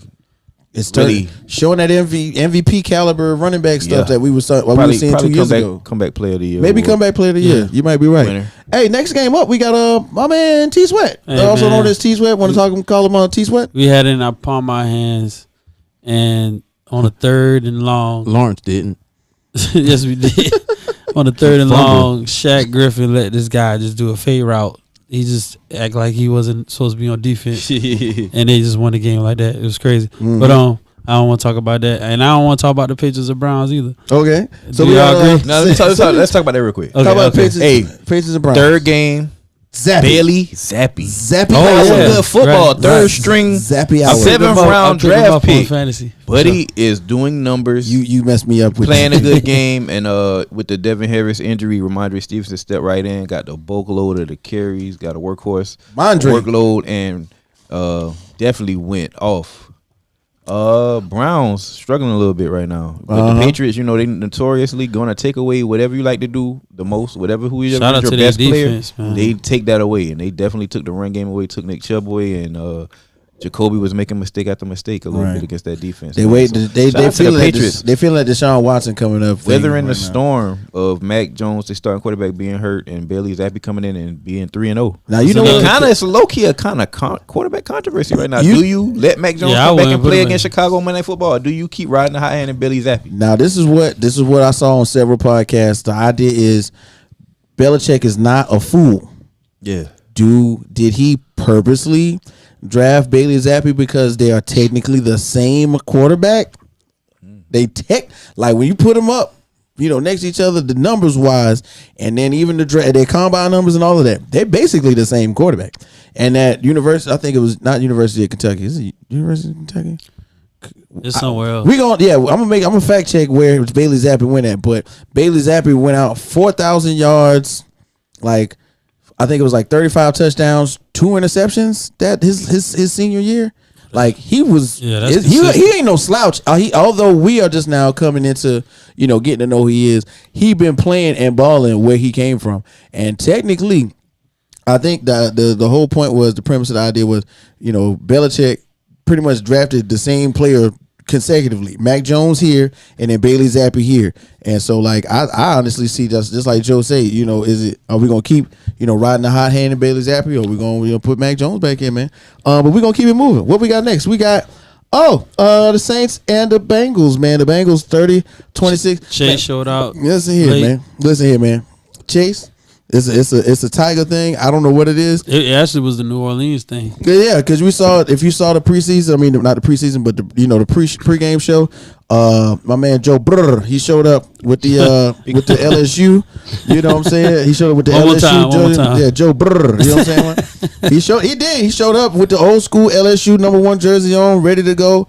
You know what I'm saying? Like, hey man, this is my sound, this is my city, this is where he plays at. He looked comfortable in the pocket once again, and although the Saints did keep heavy pressure on him, I think the idea of the environment having been somewhere that he's been, somebody he's played on a regular, it played into a big part, and then he showed out. You know what I'm saying? And I'm telling you, so shout out to the Bengals. The home field advantage you could kind of see when they kept showing the cameras, the home field advantage kind of shifted towards the Bengals because of course everybody's a LSU fan, right, out there in the stadium. But then boom, y'all, bam, he started playing like him. Shout out to the patience of the Bengals, because we had a panic of patience on that, right? Yeah. They've been patient. They back. Homecoming calling for the Joe Burr and Jamar Chase. They put on a show, man.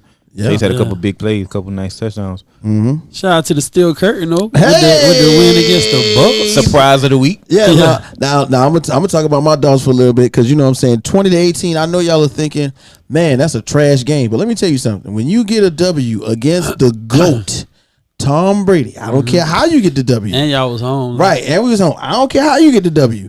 But we gonna take that W. So my man Kenny Pickett, he, you know what I'm saying, he did a little something here and there. We could pretty much 11 at 18, 67 yards, 61% completions, 1 touchdown, and his longest was 14 yards. Now that sounds like trash.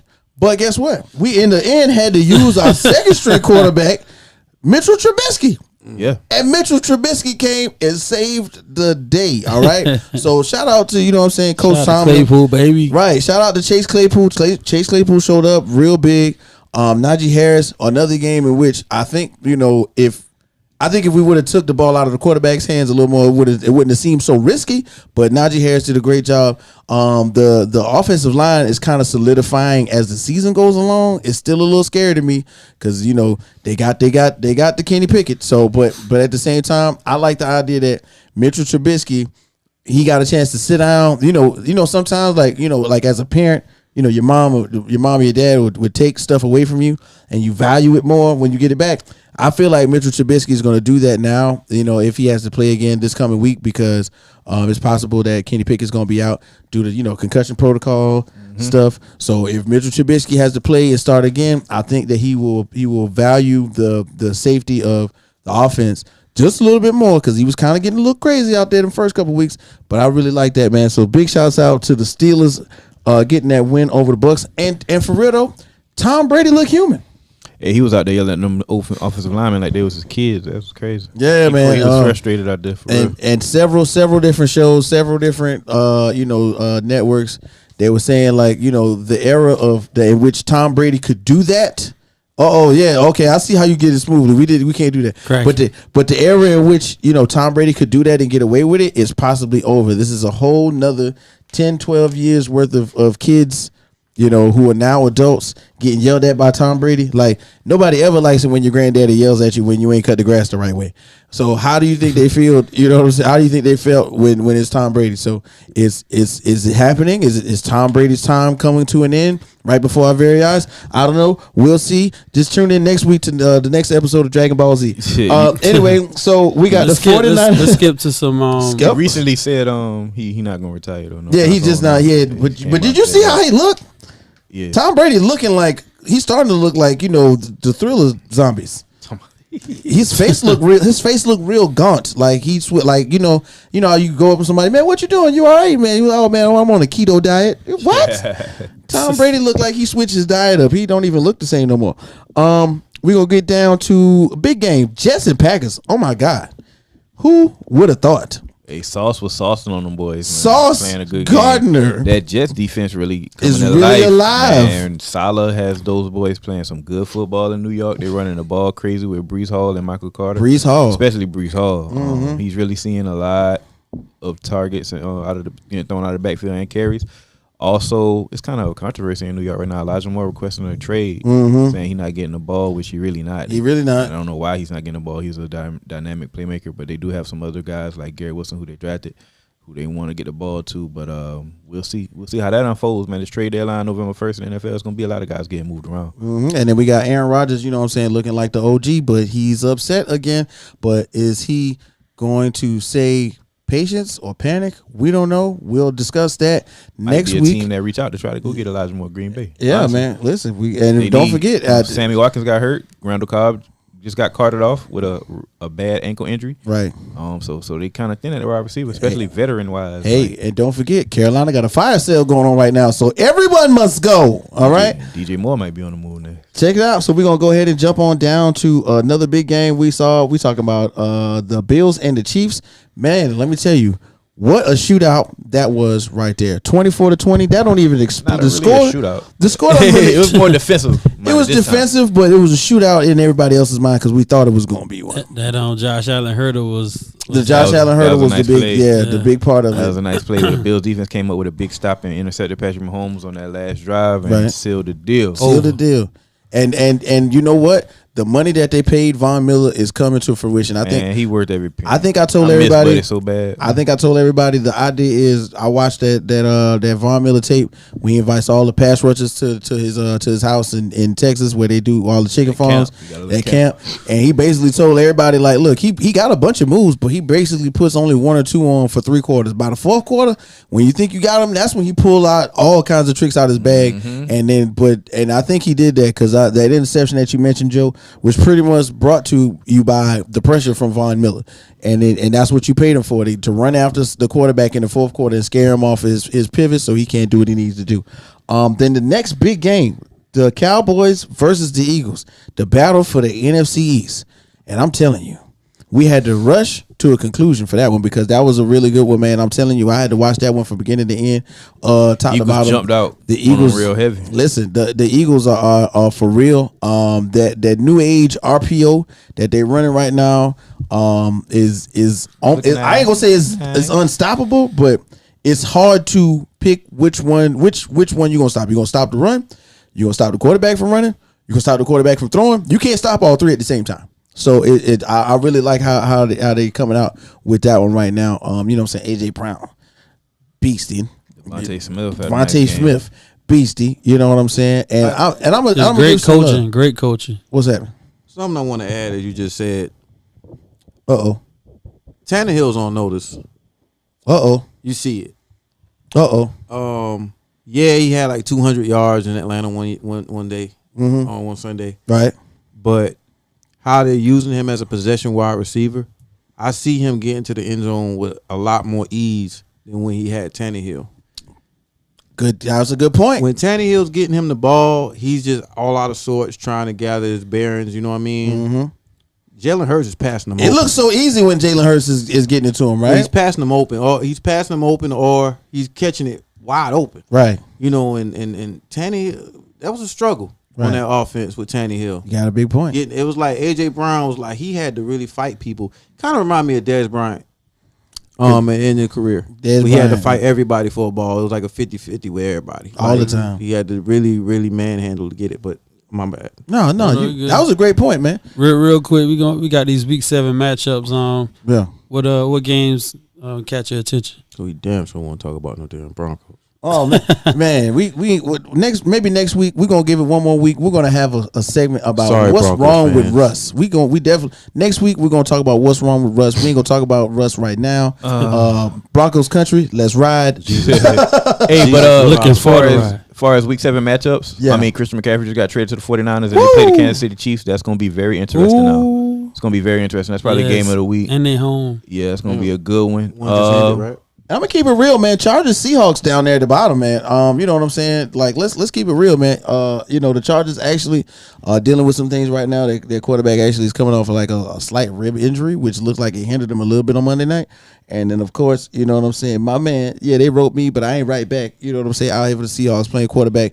Still 50 yards. Still at the top of the court or the QB for percentage and throws.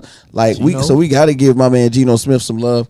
And then you know what I'm saying, we're gonna keep it real. That Jets Broncos. Like if the Broncos lose against the Jets right now, and they drop down to 2-5, season's over. All right, okay. And no playoffs at all. Let's see what's up. We're gonna keep our eyes on my man Dak Prescott coming back against the Lions. And now the Lions ain't no slouches. Their defense is always alive, but Dak Prescott is coming back from his thumb injury. I'm pretty sure they're gonna put Cooper Rush on the bench. You know, big shouts out to Cooper Rush for holding it down. Like it's not like Dak Prescott is coming into a team that's in shambles. You know, say Cooper Rush did his thing for those 4 games. You know what I'm saying? Kept him in every last game except for the last one, and it's worth it. So Dak is gonna return, and hopefully the offense will turn a corner. Something crazy about that. What's up? It's like all the memes about Cooper Rush. You know, like the good fella memes, all the memes saying that he just like he gave it all away, like he ruined everything almost. That's what it feels like. He threw 3 picks. They were showing his wife with her head in her hand. You know what I'm saying? Like, this man just lost 1 game. Like y'all was talking about being happy at 2-2. Right. That's the Cowboys for you, man. Right. 2-2. Right. This man is 4-1, and you gonna crucify him, and he's like, yo, he's done. And Dak looking mad, like if I would have been out there, we would have won. Like, bro, Y'all need to get a grip. That's man. Which they play the Lions. And I'm curious to see what line. I'm glad you said that because he would have, y'all would have started talking like, damn, I forgot to say something about the Lions. I'm curious to see what Lions team actually shows up. Because the Lions team, The Lions 1-4. The Lions are 1-4, but they've been in two out of the last 3 games. Yeah, defensively, like last year, the good one only showed up once, but yeah, crazy. They showed up defensively these last few games, but of course, you know what I'm saying, with the Lions, we never know. So it's a possibility that this is a perfect game for Dak to come back in because he's going to get his feet under him against a lackluster team. And they lost their wide receiver and their best running back in the first few weeks of the season. So I mean, and I'm gonna keep it real, man. We don't know if Tua Tagovailoa is coming back to play against the Steelers. No, they say he's back. He's gearing up. Like he's That's what's up. He's out of protocol. So let's see what goes on with that, man. So week 7, let's keep an eye on the matchups, man. Don't forget to like, share, and subscribe. Put it in the comments. Who do you think, or which matchup on week 7 do you think we should be paying attention to? Because next week we're gonna talk about them. We're gonna be looking into the comments, and then we're gonna keep it rolling. Directly. Oh man. I thought we was gonna talk about opening night for basketball. Basketball first. Directly. Basketball. Regularly. We keep saying regularly. Let's go. Quick. The Christian McCaffrey trade breakdown. So basically, the 49ers traded away a 2nd, 3rd, and 4th round pick in the 2023 draft and a 5th round pick in the 2024 draft to acquire Christian McCaffrey. That's a lot. That's a lot of picks. That's a lot of draft capital. Yeah. For and a big contract. He had a $64 million contract and a player who honestly in the last couple of years has been injury prone. I mean, the 49ers been having a lot of depth issues at running back. They kind of solved their problem with this trade. Depth issue at running back. Tell that to Deebo Samuels. I mean, he's really a wide receiver. They had to move him to running back. But right. I mean, Raheem Mostert when he was there kept getting hurt, injury riddled. Every getting hurt, injury riddled. You know, like every single. It just kept going through running backs. You know what I'm saying? So let's put another almost hurt running back there. But I ain't gonna lie, I feel like it's gonna work. I like Christian McCaffrey. Let's keep it 1,000. Get a lot of touch. I mean, he always get a lot of touches, but they about to in a great offense. And the thing is, great running offense. Think about Jimmy G life got easier. Him and Deebo Samuelson. You know, the white and the black version of each other. No racism involved, but they technically do the same thing. They do. Catch the ball out of the backfield, put you outside wide if I want to, and Christian McCaffrey can run a route, but at the same time, he didn't have the offense built around him to do it. So just imagine Christian McCaffrey and Deebo Samuels switching up somewhere and possibly making defenses even more confused about what they're going to do. All right, so we're going to keep it moving. You said the rec league? Yeah, we're going to the red league. Let's go.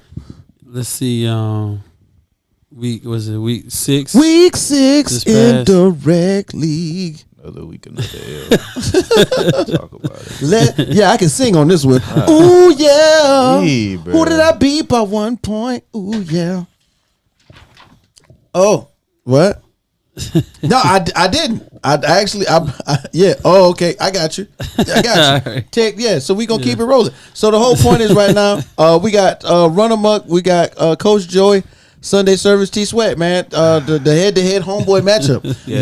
Unfortunately, Sunday Service. L. Yeah. What happened? So what came about? How did this happen? It was that Chargers, man. Kind of straight going into Monday night. I had Herbert and Big Mike Williams had that stack, and I had the kicker McPherson for Denver, and Herbert laid an egg. Not laid an egg, but yeah, it wasn't what you thought. But look, Patrick Surtain had Mike Williams on clamps. I ain't gonna lie, you know, he is just one of the most underrated cornerbacks in my opinion in the league. But this dude is a baller. So hey man, he came to play, and Sunday service went to church. All right, so we got greatness incarnate. We got my man B Will. We got the Jack A's with my dog Sam. Sam came out on top of that one. Jacksons. You know what I'm saying? You got an A in it. I like that. Though. Right, the Jacksons. Right, yeah, the 168 points to 164.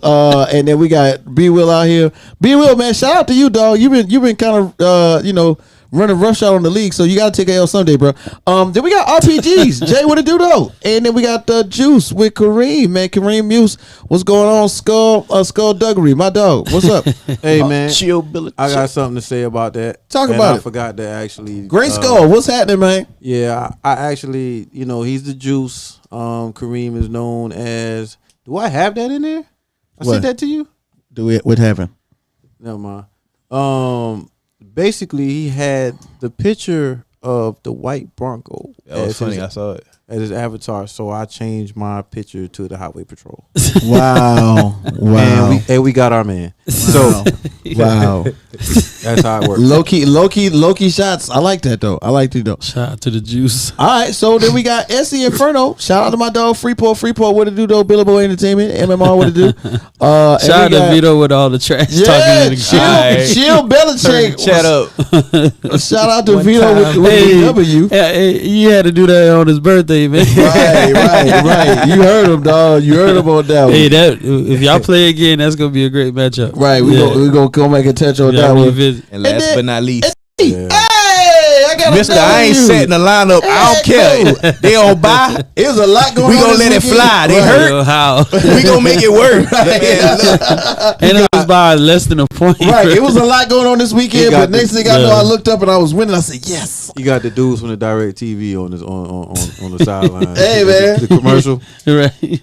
Yeah, you ain't got nobody playing, but they on the sideline. Right, they there. Like, right there on the couch. That's exactly what we doing. So big shouts out to me. Big Body had to take a loss one day. All right. So right now the rec league standings, we got Cheat Code up top. That Big Body still up there. How? He's still up there. How, Sway? How? Right. How he lose to me? RPG. And then we gotta swap it out. That's cool. Oh, because he got more points. It's cool. I'm just playing. Yeah. That must be why. Yeah. All right, so then we got it's a lot going on. It's a tie. Y'all are tied. What's gonna be the? That's what's crazy. Be There's 5 people tiebreaker? with the same record. Like Y'all gonna be the tiebreaker? Y'all got tiebreakers. I think the tiebreaker must be points. Points in this. No, I think it's head to head. It's head to head record. It's head to head record. Okay, so but you beat him though.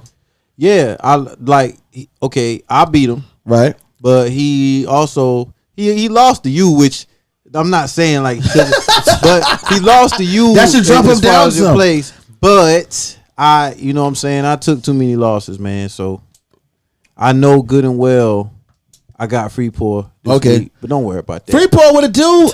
Sunday service, T Sweat. You know what I'm saying? Chill, Belichick, and then the Jack A's all up there in the top 6. Then we got Greatness Incarnate, me, Run Amok, and the Juice. All on the bottom 5 or 4. And it's interesting. B Will has the most points, so he would actually at this moment he would win that money. Wow, yeah, B Will. Even though Chico Big Body is number 1, so that shows how it could be. It doesn't have to be the number 1 person getting that. Bro, how I'm second in points, bro. Coming at me. That's crazy. That's crazy. Hey, anybody else getting these bogus trades from B Will, man? Like he still, bro. You can't trade for the whole NFL, bro. Hey B, you gotta leave teams left, bro. Hey B, I'm open. Look, my doors are open, bro. You know I'm looking. I'm shopping for a wide receiver, and this for everybody in the league. I'm shopping for a wide receiver. If you need running back, come holler, cause I got 74.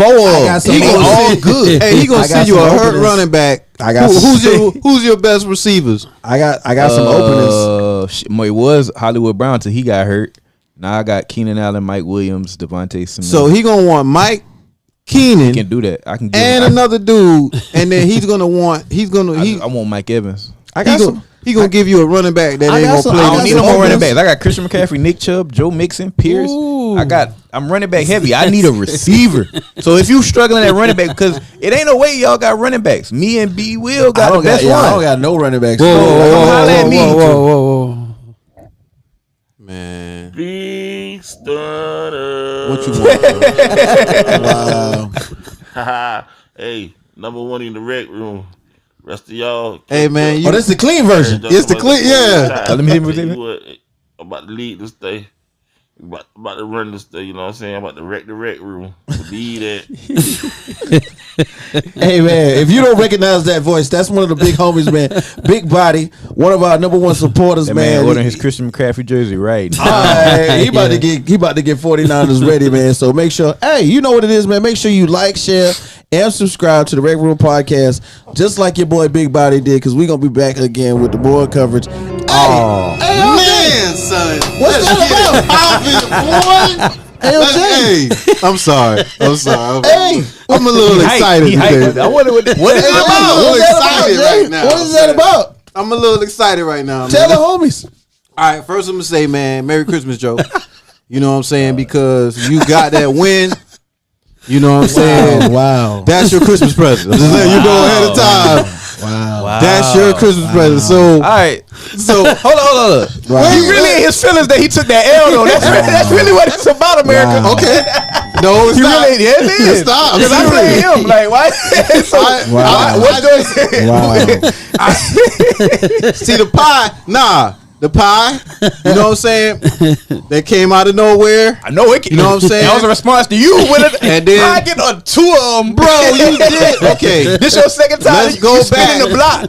Okay. I hope I play you again too. Okay, you will play again in the season. You will. But okay, sir, you said that this is the Coach Joey Invitational, It's still 7 more weeks. Wow. And we are your grandchildren, your children, your fantasy foot. This is what I'm we your fantasy said. football father. Yeah. Okay. That still applies. Well, Father It's God. 7 more weeks left. Hey, well, Father God, you go about to meet your maker, bro, because you 1-5. Who I beat? Me. Okay, that's all. Exactly. Merry Christmas. So yeah, we gonna move on. All right. So my next. Wow. I had a gift for you. My next contestant right here. Anonymous. Wow. All right, we got Freeport this week, man. Wow. That's his little name. He's Freeport. Y'all know nah, that's my man. You know what time it Because is. there's always a free pour. Shout out to that Don Julio. And Hey, after, bro, I don't want no more Don either. after, No more Don Freeport. see. That's why I'm right here to tell y'all I'm not taking no alcohol from that guy. Anyway, that's what he had, Don Julio. That's what he had though. Yeah. Don't worry about it. So okay, no to you, no Freeport. I don't want none of your drinks, man. I don't want nothing. I don't want nothing from you. Alcoholics Anonymous. All right. Let me focus on these last 7 weeks. If 6 is the magic number. Yeah. That number 6 spot number. If you can get it, you in there. All right, so I'm this is the thing, man. He beat me in 2 leagues at the 2 leagues last week. Wow. He beat me in 2 leagues. I'm putting that out there. This He beat me in 2. some real heat right here. That's what. So it's heat. We got beef. Real beef. We got beef. Real beef. We got beef. Cue the next picture. Dang. Yo, man. Hey. Wow. I got on my sober glasses, son. Wow. I got on my sober glasses. Wow. Not drunken glasses. This man went in his bag this week. Like, what? Sober glasses. It's going no drinks allowed. Understand the assignment, Freeport. Give him an L. You know what I'm saying? Sober you need some glass. advice, holla at me. I know how to beat, but Sober glasses. he caught the L. He played me. Sober You know what I'm glasses. saying? That's crazy, man. I like it though, man. But yeah, man, this week I gotta get this win Look at because that bitch. Yeah, you Yo. you know when you talk a lot of cash before you. I like you though because you talk trash before y'all play. Yeah. So you know what I'm saying. You gotta back it up. Hey, we need this album though. Hey, this album really coming out. the first shot. Because the next calling you album out coming out Sunday. Hey, Album coming out on Sunday. come man. on. Freeport Wow. coming out on Sunday. I'm telling you right now. 12:59. That's when it dropped. If you lose, 12:59 p.m. I'm sorry. if you lose next week, they're calling you out. Freeport gonna have a freestyle like. Okay. I'm putting that out there. Okay. Get them bars right, Freeport. He knows what time it. He know what time it is, man. Wow. For I like You know this what I'm though. saying? It gets heated in the rec room. We not just Yeah. friends. We also enemies. I'm his fantasy football father. Oh, So Wow. it's going. Yeah, so much smoke. it's going down, man. all the smoke will be brought. next Sober week on glasses, man. Tuesday. In store Sunday, man. Y'all go get that. Go get that. You know what I'm saying? My hit songs.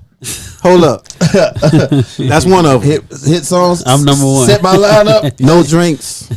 Set my lineup at 12:59. And I don't know why this man. Look says at these that. points. We know who you about to play. Like. that's not true. I don't drink. Yeah, look at Yeah, I don't drink. Right.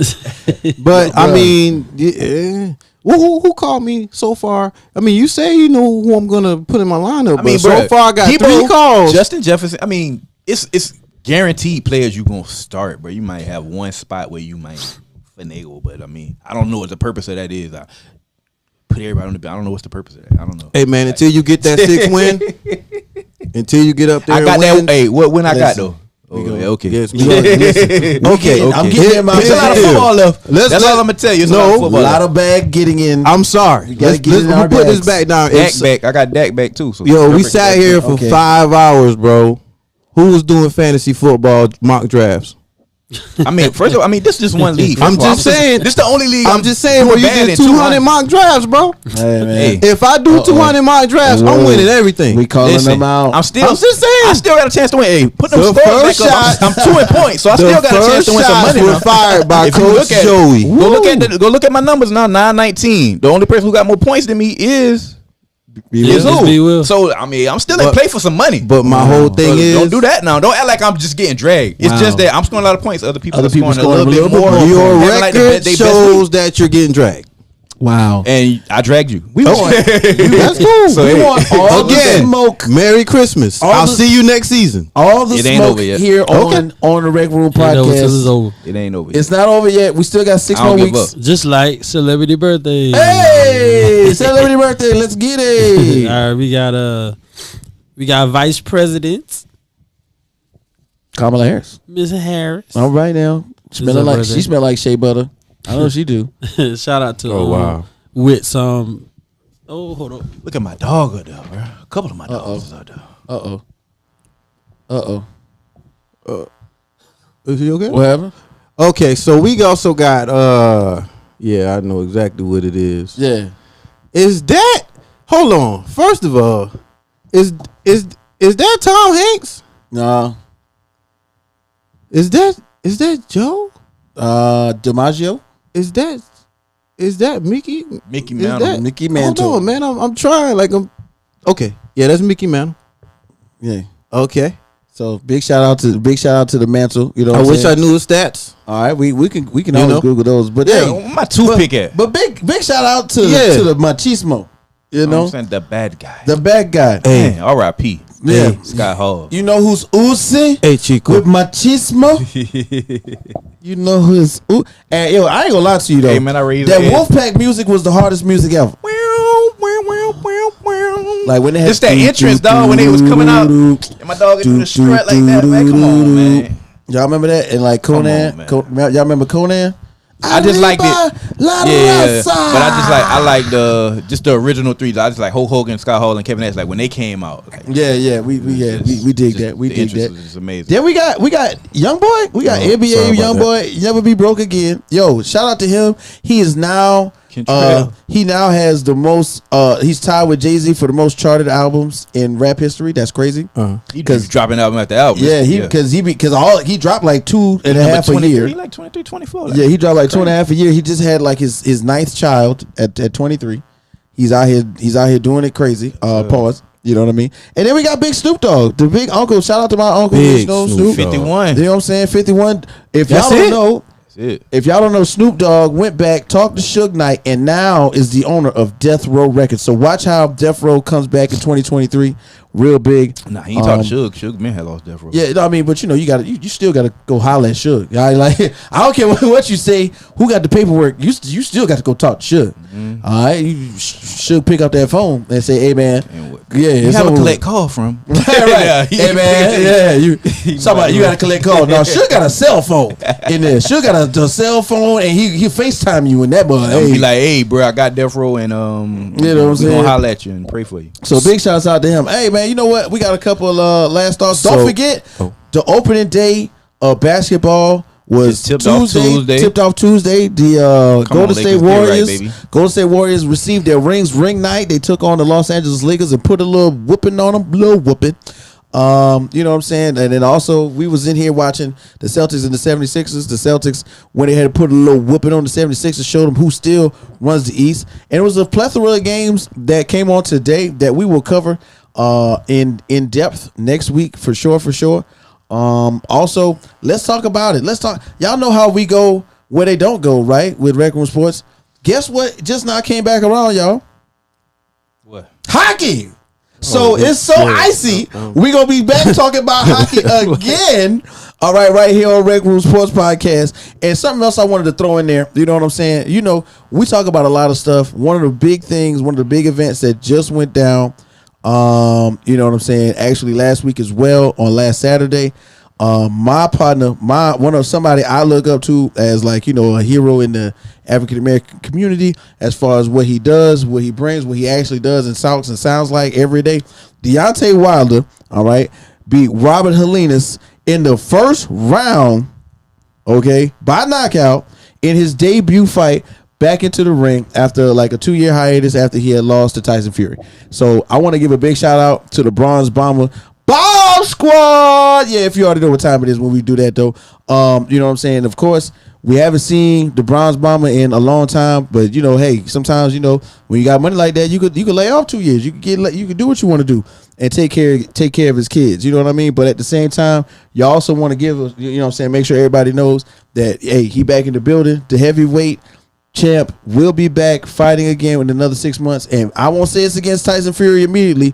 Maybe you talking about Wilder? Maybe it's against Anthony Joshua because that Anthony Joshua should have happened. No, a while Tyson ago. Fury and Anthony Joshua about to fight.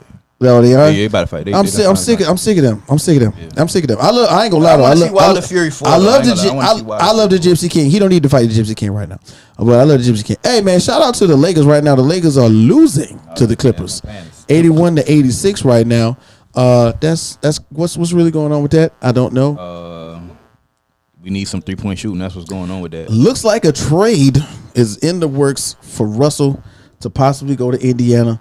How you feel about that, Coach? I don't really like that. I mean, Buddy Hield and Miles Turner. I mean, it's a little bit of depth, but I don't really believe in Buddy Hield being the 3-point shooter we need. They wanted Buddy Hield a long time ago, out from what I understand, though. I like that. While he was in Sacramento. I like that. I need a baller, bro. But AD gonna need some. AD gonna need a little bit of help. Not necessarily. AD don't need to play the 5, but he still needs some help inside because they counting on him to be like everything in it. Yeah, and Miles Turner. Miles Turner is a good pair up, I think, because Miles Turner does a lot of dirty work for the Pacers. He does. Not necessarily all the scoring, right? But you know, you can put on his back here and there, right? So I like that. But the Buddy Hield, yeah. I ain't gonna lie though. Westbrook is a whopping 0 for 9 from the field tonight. 0 for 5. And again, I'll take Buddy Hield. But he did have the best game 1 against the Golden State Warriors. He played the best out of any Laker in my opinion. But you know, he got some off and on nights. It happens. But I'd rather ride it out with him than trade him unless we get in something of really real good value, in my opinion. Hey man, you know we gonna get value. And we got to look at it like this though. Russ is gonna do Russ, but until they figure out how to put him on that bench and have him come off the bench, it's gonna be kind of hard. But you know, hey, let's keep it real. We got a lot to cover coming up in the next few weeks or so. I'm just want to kick it out there. Paulo Blanchero on his debut, he did the Kareem to Shaq. With the first player to touch, as soon as he touched the court, he get more than 25 points, 5 assists, 5 rebounds. Hey man, Paulo Blanchero looked really nice, man, for that number 1 draft pick. Yo, Rip City, there's so many things. Shaden Sharp, he looked good. He looked real good. How many points he had? Like 17.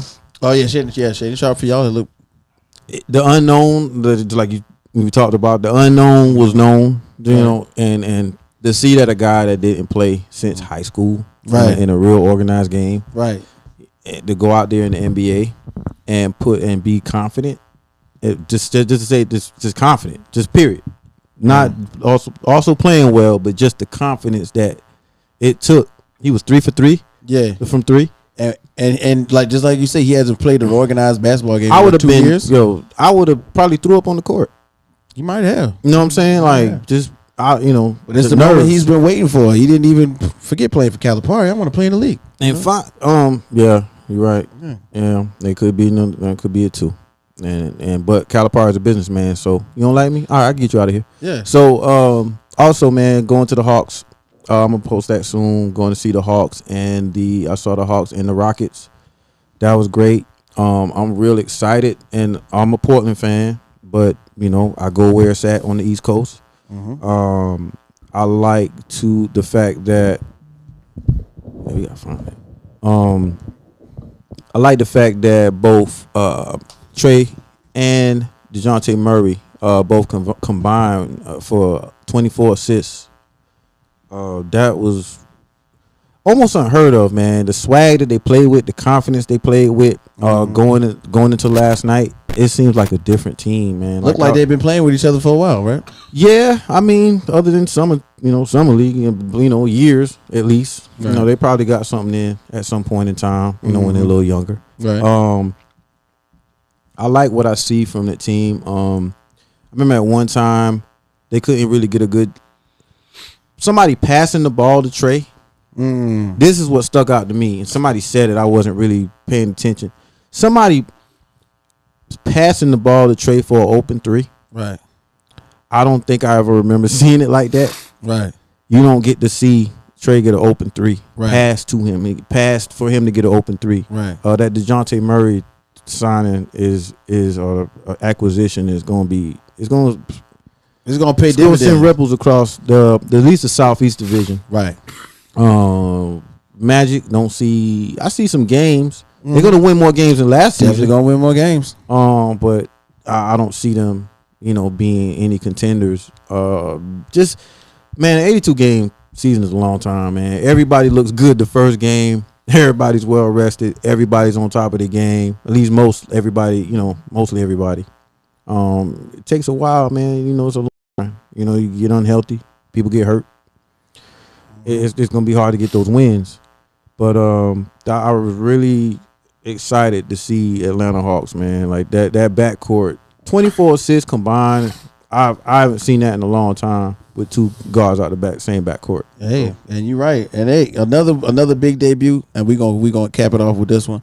Somebody that was kind of overshadowed in college, but was always touted as a big player coming out, especially from coming out of Jamaica, almost like how DeAndre Ayton was.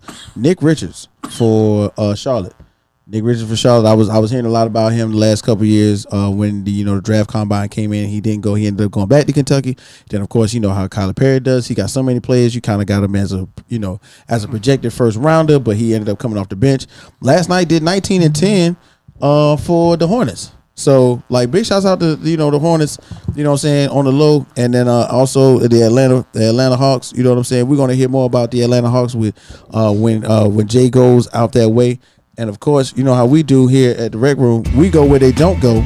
So don't forget, we got hockey, football, basketball, baseball, boxing, MMA, wrestling. What am I missing? USFL. Yeah, USFL. I don't know. We go where they don't go, man. So pickleball. We had a great show. Big shouts out to Kendrick Lewis. Volleyball. South Carolina State University stand up. Don't forget the Hall of Fame game Rugby at Oliver C. Dawson Stadium this weekend. It's gonna be on ESPN. Golf. ESPN Plus. Get the app. Man, it's the Rec Room, man. We had a great show. Check us next week. Like, share, subscribe. The frog jump in Springfield. Wow. How about that? All right.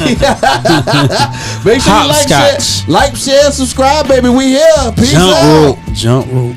The Double Dutch competition at church on Sundays. We there too. All right. Peace.